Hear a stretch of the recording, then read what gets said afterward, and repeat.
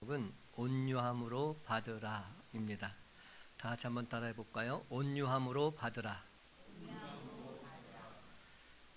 제가 별로 책을 잘 읽지 않습니다. 물론 그 신앙서적은 많이 읽지만 소설은 잘 읽지 않아요. 근데 제가 읽었던 소설 중에서 연탄길이라는 소설이 있었어요. 근데 그 소설을 읽고 제가 얼마나 많은 감동을 받았는지 모릅니다. 그 소설에 실려 있는 한 대목입니다. 어린 시절 내가 살았던 산동네에 수북이 눈이 쌓이면 사람들은 저마다 연탄재를 손에 들고 대문 밖으로 나왔습니다. 그리고 눈보다 더 하얗게 사랑을 깔아 놓았습니다.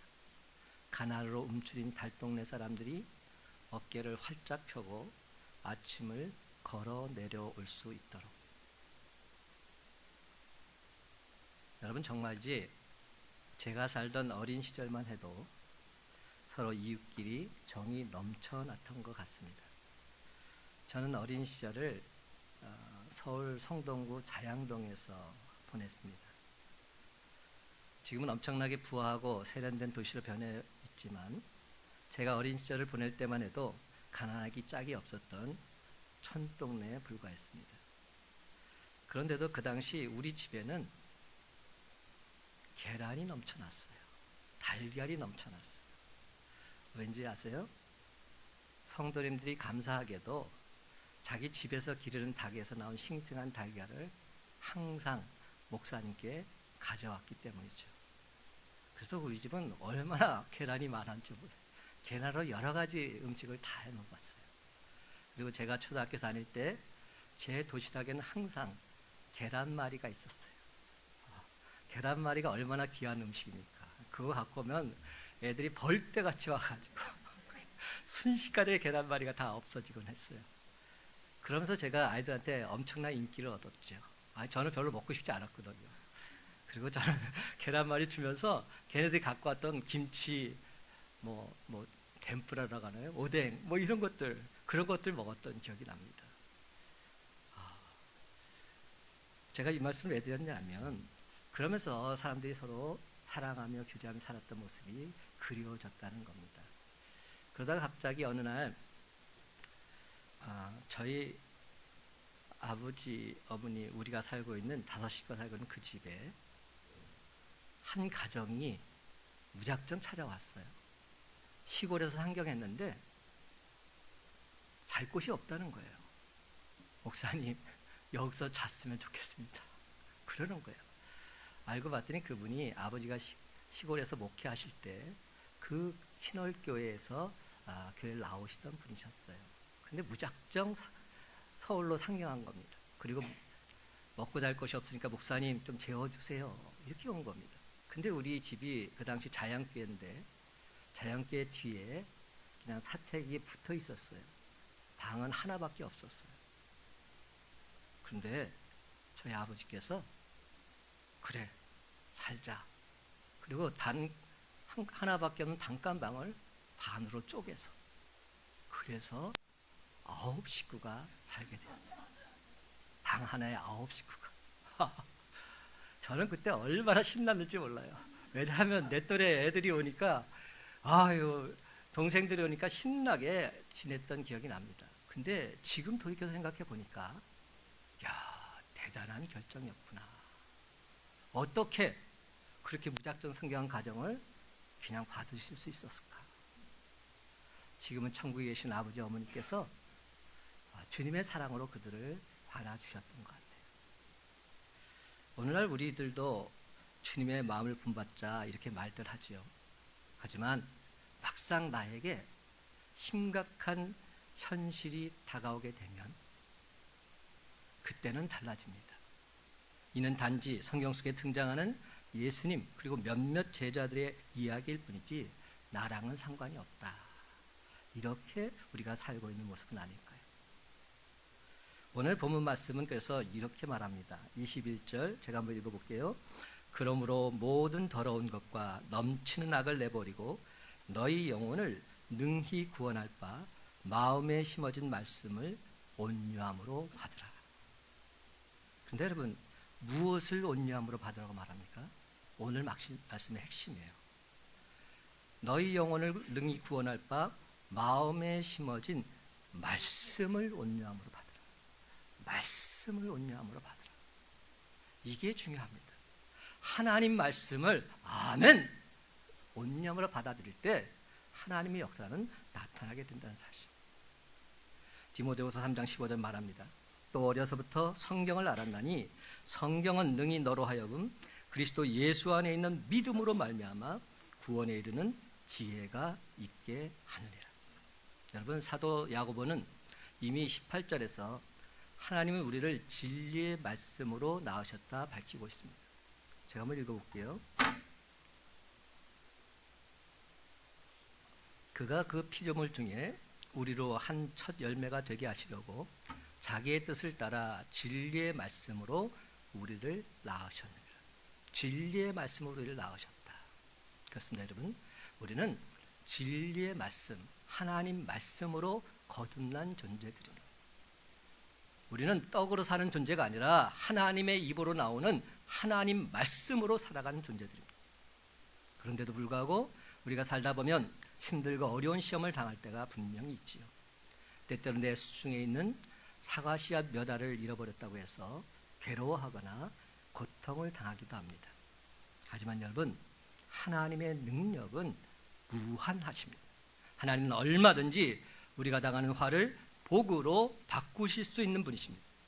그렇습니다. 내가 잃어버린 사과 씨앗 몇 개 대신에 엄청난 축복, 엄청난 열매를 안겨다 주시는 분이 바로 내가 믿는 하나님이신 줄 믿으시기 바랍니다.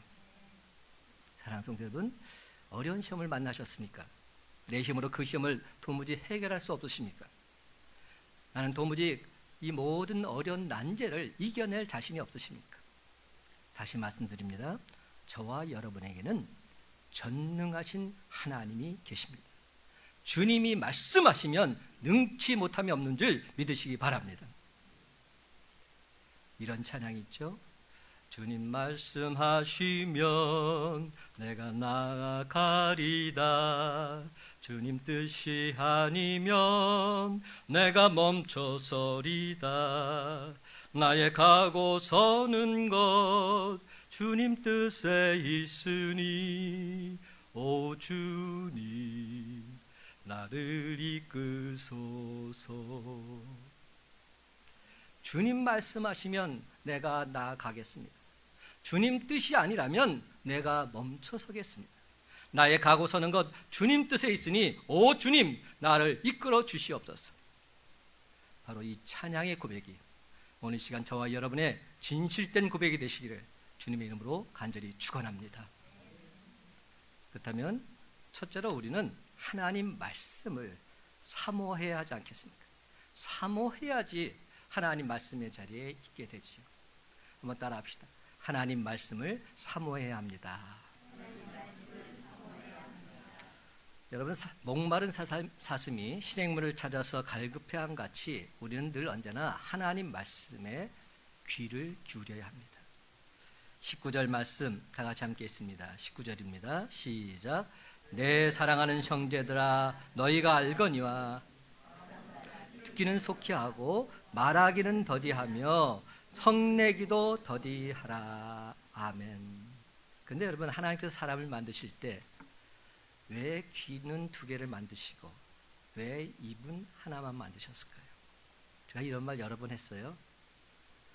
두 번 들을 때 한 번 말하라는 겁니다. 여러분의 귓구멍은 다 열려 있죠? 제가 귓구녕 이러려고 그랬는데 귓구멍 다 열려 있잖아요. 근데 입은 평상시에는 다 닫혀 있어요. 그렇죠? 왜 그렇게 하셨을까요? 듣기는 속히 하고 말하기는 더디하라는 겁니다. 또한 여러분, 성내기도 더디하라 성경은 말씀합니다.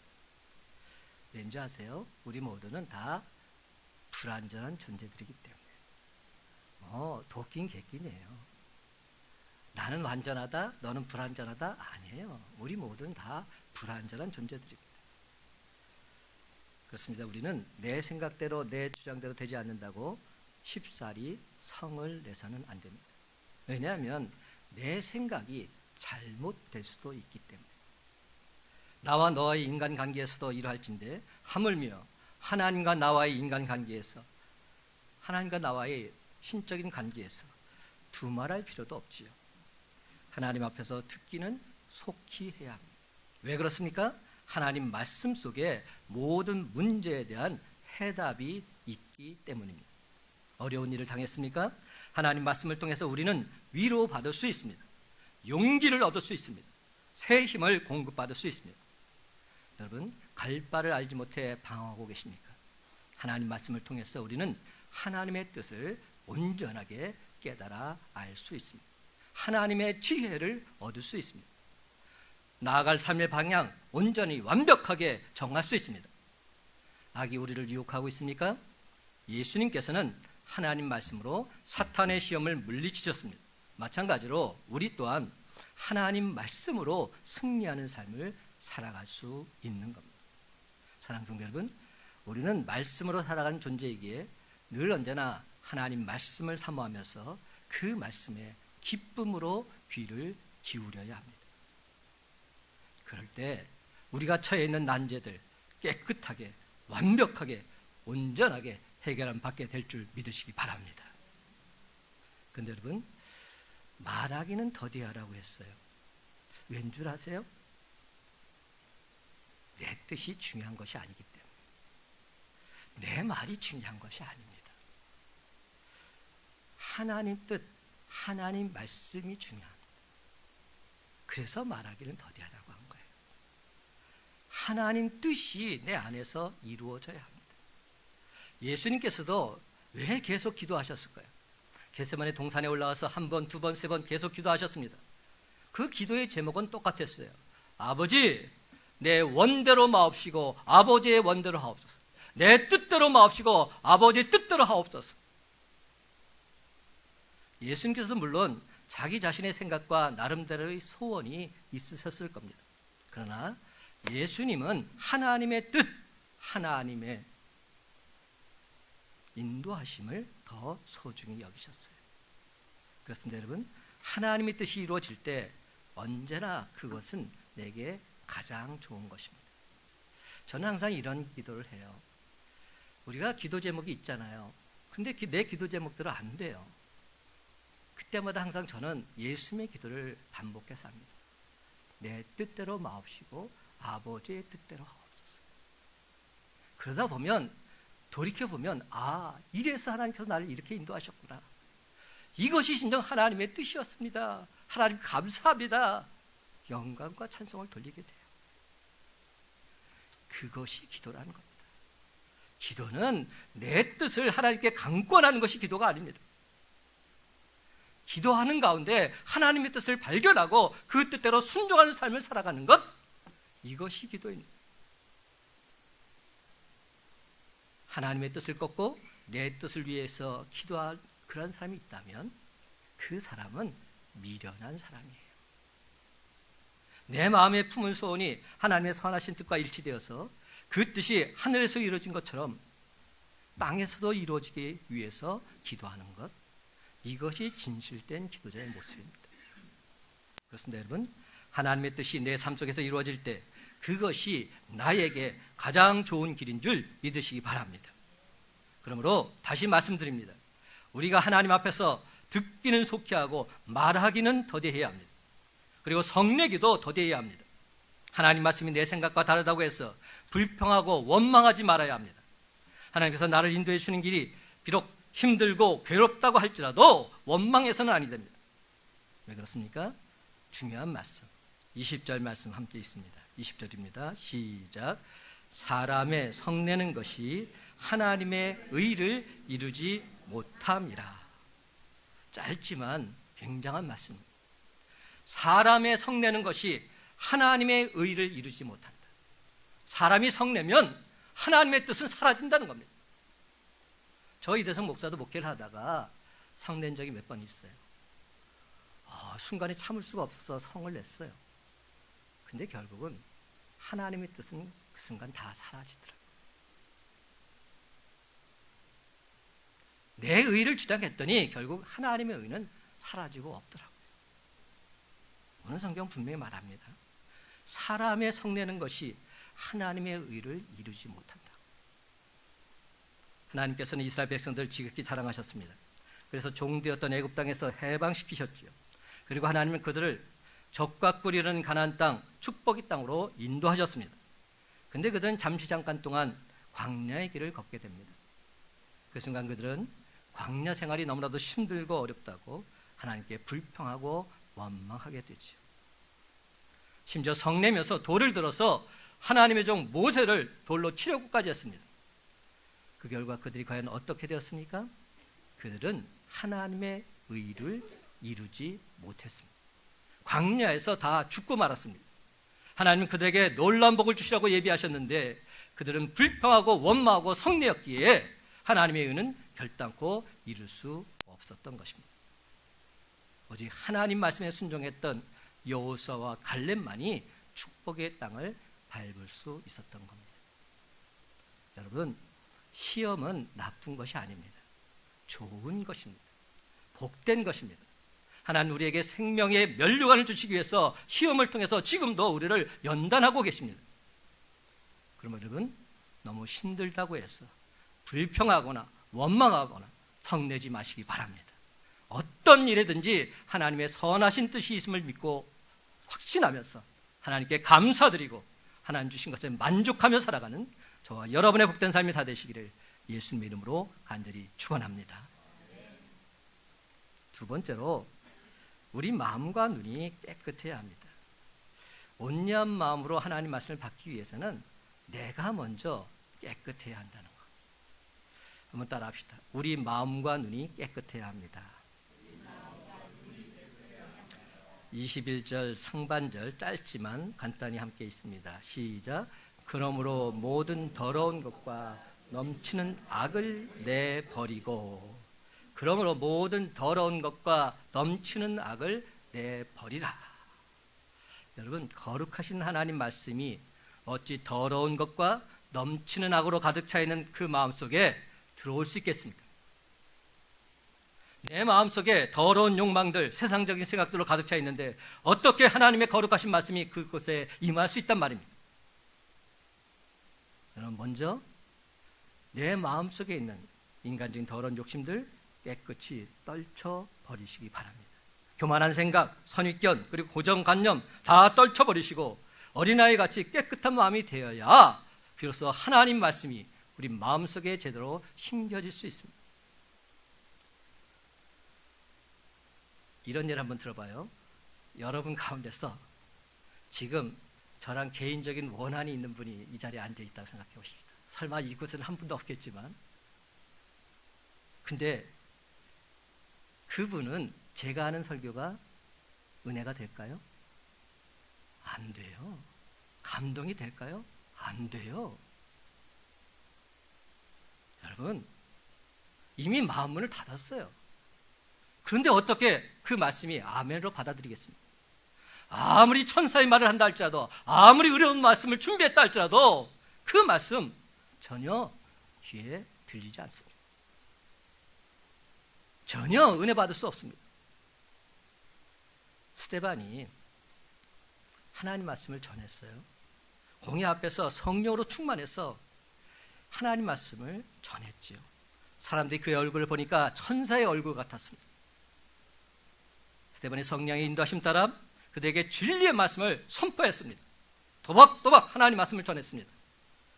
그런데 그 말을 듣던 공회원들이 어떤 반응을 보이고 있습니까? 그들이 은혜 받았어요? 아니죠. 그들은 귀를 막았습니다. 한마디로 듣기 싫다는 겁니다. 더 이상 하지 말라는 겁니다. 네가 무슨 말을 하도 난 듣고 싶지 않다는 겁니다. 그들은 큰 소리를 치면서 스데반이 진리의 말씀을 전파하는 것을 방해했습니다. 결국 그들은 스데반을 성 밖으로 내쳤습니다. 그리고 돌로 스데반을 때려 죽였습니다. 여러분, 가만히 생각해 보세요. 스데반이 지금 나쁜 말을 했어요? 바르지 못한 말을 했습니까? 아니죠. 그는 단지 성령의 인도하심 따라 진리의 말씀을 선포했습니다. 생명의 말씀을 선포했습니다. 그런데도 왜 공회원들이 그런 반응을 보여야 했을까요? 그들이 이미 마음 문을 닫았기 때문에. 저는 여러분 찬양할 때 잠깐 앉아서 제가 무슨 기도를 하는지 아세요? 다른 기도 안 해요. 우리 성도들의 마음 문을 열어주세요. 제가 말씀을 전할 때 성령 하나님 저들의 마음을 감동감화시켜서 그 말씀이 마음밭에 심어지게 해주세요. 마음 문을 닫으면 아무 소용이 없더라고요. 마음 문을 닫으면 아무리 생명의 말씀이 선포돼도 소용이 없더라고요.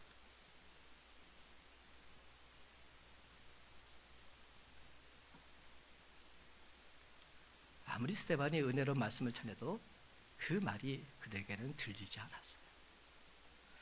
그래서 예수님께서 이런 비유를 드렸지요. 씨 뿌리는 비유. 그 비유 우리가 너무 잘 압니다. 씨 뿌린 자가 밭에 나가서 씨를 뿌렸지요. 그랬더니 길가에 돌밭에 가시떨기에 떨어진 씨앗들 열매를 맺지 못했습니다. 반면에 좋은 밭에 떨어진 씨앗들 30배, 60배, 100배의 결실을 맺었지요. 근데 이 비유를 하시는 이유가 뭘까요? 너희들의 마음밭이 옥토가 되어야 한다는 것. 너희들의 마음밭이 좋은 밭이 되어야 한다는 것. 그래야 그 말씀을 받았을 때 생명력 있는 말씀이 된다는 겁니다. 우리 마음이 좋은 땅, 좋은 밭이 될 때 하나님 말씀이 우리 마음속에 제대로 심겨질 수 있는 겁니다. 어떤 랍비가 자기의 제자들을 가르치고 있었습니다. 얘들아, 진리라는 것은 지극히 평범한 것이란다. 이 세상의 모든 평범한 일 가운데서도 우리는 쉽사리 진리를 발견할 수 있단다. 예, 제자들이 묻습니다. 선생님, 그렇다면 진리는 저 길바닥에 있는 돌멩이처럼 흔한 것입니까? 랍비는 그렇다고 대답합니다. 그러자 제자들이 또 묻지요. 그렇다면 선생님, 왜 세상 사람들은 그 흔한 진리 쉽사리 터득하지 못할까요? 그 이유가 무엇일까요? 그때 랍비는 제자들에게 이런 깨달음을 줍니다. 그것은 사람들이 허리를 굽히지 않기 때문이란다. 허리만 굽히면 저 돌멩이 집을 수 있는데 허리를 굽히기를 싫어하기 때문이란다. 그렇습니다. 조금만 허리를 굽히면 얼마든지 진리를 쉽게 주울 수 있습니다. 그런데 마음이 교만하고 뻣뻣해서 허리를 굽히지 않기 때문에 진리를 터득할 수 없는 것이죠. 그러므로 여러분의 마음밭을 먼저 성령의 도우심으로 좋은 밭으로 기경해 나가시기 바랍니다. 내 마음밭을 좋은 밭으로 일구는 것, 이것이 우선입니다. 세상적인 욕심, 교만한 생각, 뻣뻣한 마음, 고정관념, 선입견 이런 것들이 없어지기 전에는 우리가 하나님 말씀 제대로 받아 들을 수가 없습니다. 사랑하는 성도 여러분, 오늘 이 시간 내 속에 정한 마음을 창조해 달라고, 내 안에 정직한 영을 새롭게 해달라고, 주의 영을 거두지 말아 달라고 다윗처럼 기도했으면 좋겠습니다. 시편 51편 10절과 11절 말씀입니다. 하나님이시여 내 속에 정한 마음을 창조하시고 내 안에 정직한 영을 새롭게 하옵소서. 나를 주 앞에서 쫓아내지 마시고 주의 성령을 내게서 거두지 말아 주시옵소서. 이것이 바로 다윗의 기도였어요. 하나님 마음에 합한 자라는 다윗이 이렇게 기도했을진데 우리는 과연 어떠한 기도를 하나님께 드려야 하겠습니까?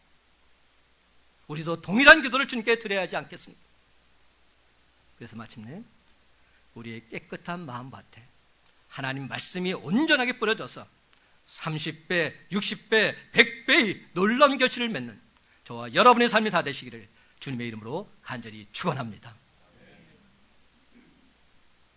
세 번째로 오늘 말씀의 핵심이라 볼 수 있는 온유함으로 그 말씀을 받아야 한다는 겁니다. 한번 따라 합시다. 온유함으로 말씀을 받아야 합니다.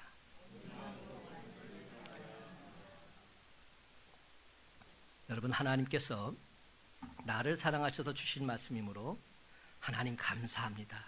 아멘. 온유함으로 그 말씀을 받으라는 겁니다. 21절 하반절 말씀 다 같이 함께 읽어볼까요? 너희 영혼을 시작. 너희 영혼을 능히 구원할 바 마음에 심어진 말씀을 온유함으로 받으라. 아멘. 그렇습니다, 여러분. 우리가 진정 말씀을 온유함으로 받을 때 우리 영혼이 구원받는 역사가 일어날 줄 믿으시기 바랍니다. 제가 지난 주일날 온유한 사람에 대한 이야기를 했어요. 제가 그래서 오늘 온유 시리즈로 다시금 이 말씀을 택한 겁니다. 지난주 제가 어떻게 말씀드렸죠? 온유한 사람이란 내성적이며 착한 사람이 아니라 하나님 말씀에 온전히 순종하는 사람이 온유한 사람이다. 예수님께서 그래서 자신을 향해서 내가 온유하다 말씀하셨어요. 나는 하나님 말씀에 순종하는 자이기. 그리고 구약에 누구를 언급했죠? 모세를 언급했어요. 모세야말로 이 세상의 그 누구보다 온유한 사람이다.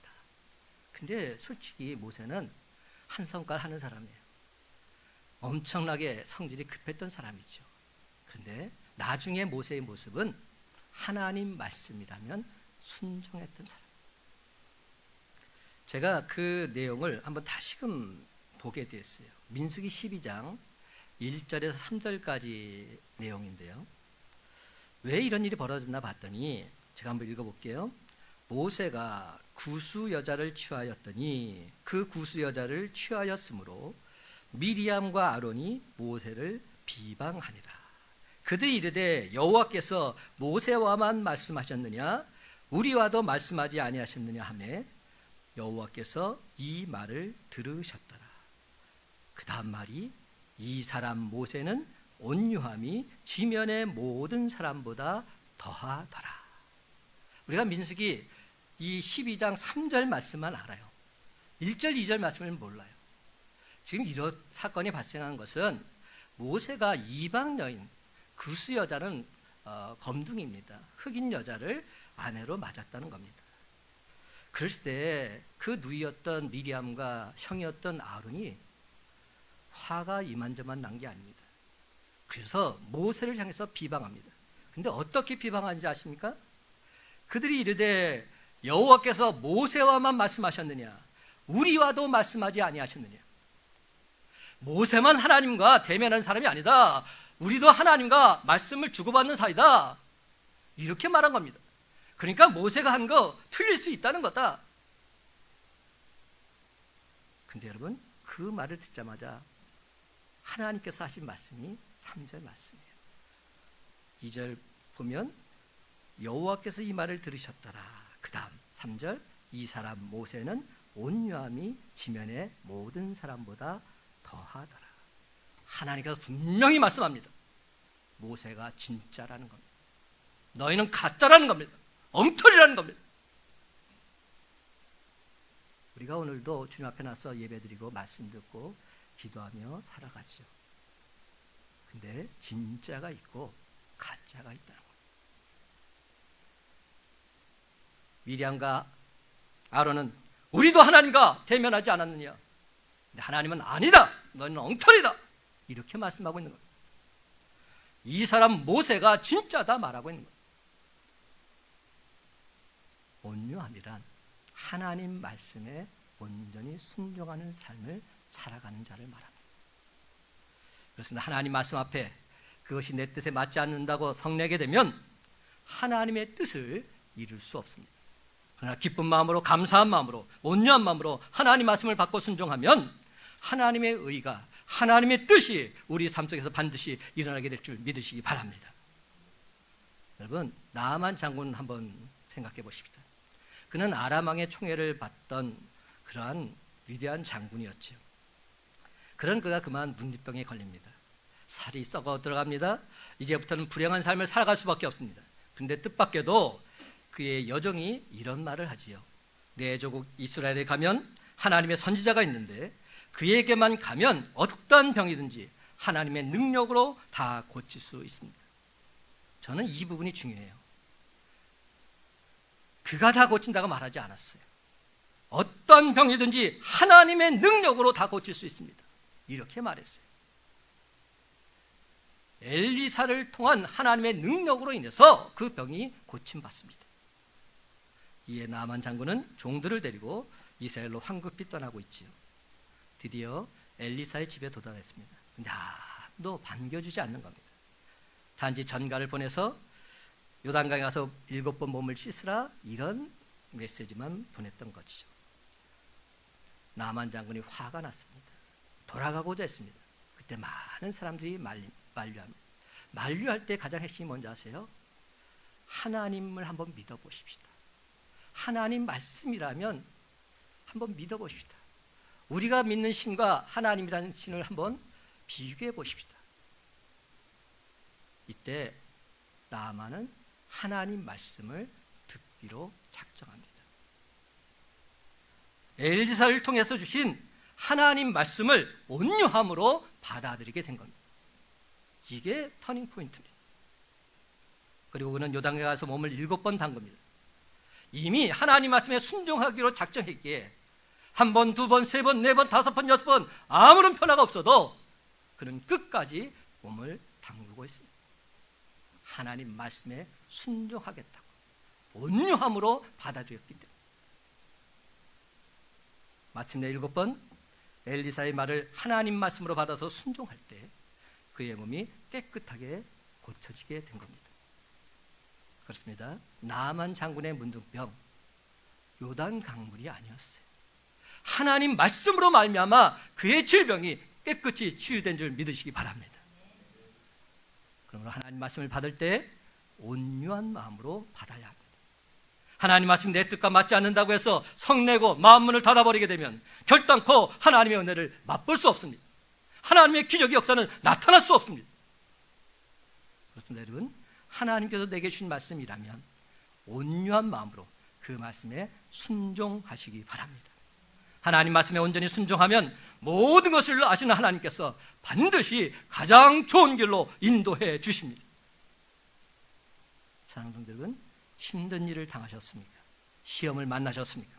이런저런 일로 마음에 근심, 걱정, 염려 가득 차 있으십니까? 그러면 그럴수록 하나님 말씀을 사모하시기 바랍니다. 온유함으로 하나님 말씀 앞에 온전히 서시기 바랍니다. 그래야 진정 하나님의 기적을 맛볼 수 있습니다. 그래야 진정 하나님의 능력을 체험할 수 있습니다.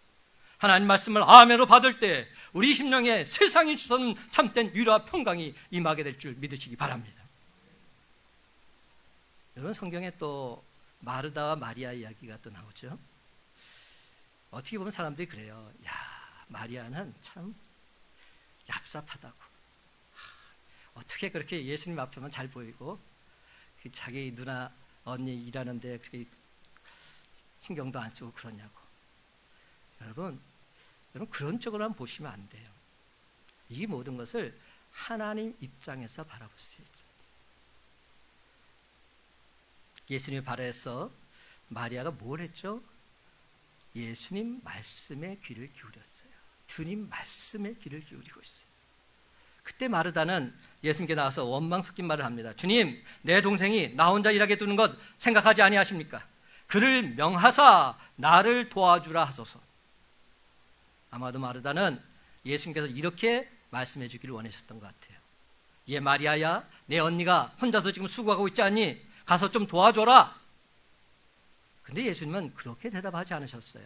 누가복음 10장 41절 42절, 주께서 대답하여 이르시되 마르다야 마르다야, 내가 많은 일로 염려하고 근심하나 몇 가지만 하든지 혹 한 가지만이라도 족하니라. 마리아는 이 좋은 편을 택하였으니 빼앗기지 아니하리라 하시니라. 여러분, 예수님께서 하신 말씀의 핵심이 뭔지 아세요? 몇 가지만 하든지 혹 한 가지만이라도 족하니라. 여러 가지 일이 있는데 그 중에 한 가지를 택해야 한다면 그것은 예배 드리는 것이다. 말씀의 자리에 나오는 것이다. 기도의 자리에 나오는 것이다. 이것이 내가 가장 기뻐하는 일이다. 이 말씀을 하고 있는 겁니다. 저희 이대성 목사도 이 말씀에 100% 동의합니다. 여러분들이 자리에 없을 때 제 마음은 미어져요. 한 사람 한 사람 없을 때마다 제 마음은 안타까워요. 하나님, 이들이 예배의 자리를 지켜야 하는데 예배 자리를 벗어날 때마다 얼마나 마음이 힘들고 어려운지 몰라요. 이게 바로 주님의 마음이자 저 이대성 목사의 마음이기도 합니다. 사랑하는 성도 여러분, 우리 주님이 진짜 기뻐하시는 것이 무엇일까요? 주님께 맛있는 음식을 대접하는 것일까요? 주님께 엄청난 액수의 헌금을 하는 것일까요? 아니지요. 우리 주님은 진실된 예배자를 지금도 찾고 계십니다. 그렇다면 어떤 사람이 진실된 예배자일까요? 말씀을 사모하고 그 말씀대로 살고자 애쓰고 힘쓰는 사람 아닐까요? 즉 말씀이 삶이 되는 사람, 그런 사람이 진실된 예배자가 아닐까요? 말씀대로 사는 자. 그래서 사도 바울은 로마서 12장 1절에서 이렇게 말합니다. 그러므로 형제들아, 내가 하나님의 모든 자비하심으로 너희를 권하노니 너희 몸을 하나님이 기뻐하시는 거룩한 산 제물로 드리라. 이는 너희가 드릴 영적 예배니라. 너희 몸을 하나님이 기뻐하시는 산 제물로 드리는 것, 이것이 하나님이 진영 받으시는 영적인 예배라는 겁니다. 말씀대로 사는 삶. 그렇습니다, 여러분.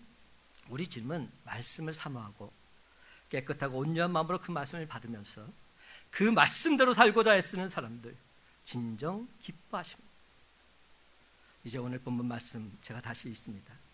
이러한 모든 것을 생각하면서 이 말씀을 다시금 묵상했으면 좋겠어요. 제가 읽습니다. 내 사랑하는 형제들아, 너희가 알지니 사람마다 듣기는 속히 하고 말하기는 더디하며 성내기도 더디하라. 사람이 성내는 것이 하나님의 의를 이루지 못함이라. 그러므로 모든 더러운 것과 넘치는 악을 내버리고 너희 영혼을 능히 구원할 바 마음에 심어진 말씀을 온유함으로 받으라. 말씀을 온유함으로 받으라. 이제 말씀을 했습니다. 사랑하는 성도 여러분, 오늘 시간 하나님 말씀을 깨끗하고 온유한 마음으로 받으시기 바랍니다. 그리고 그 말씀에 여러분도 아멘, 아멘, 아멘으로 화답하시기 바랍니다.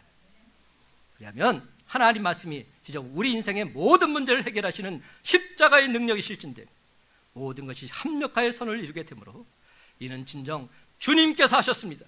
주님의 전적인 은혜입니다. 감사와 찬송 돌리게 될 줄로 믿습니다. 그렇습니다, 여러분. 날마다의 삶 속에서 우리 주님이 주는 힘과 능력과 지혜를 가지고서 어려운 역병들 넉넉히 헤쳐나가므로 모든 영광, 모든 찬송을 하나님께 돌리는 저와 여러분의 삶이 다 되시기를 예수님의 이름으로 간절히 축원합니다.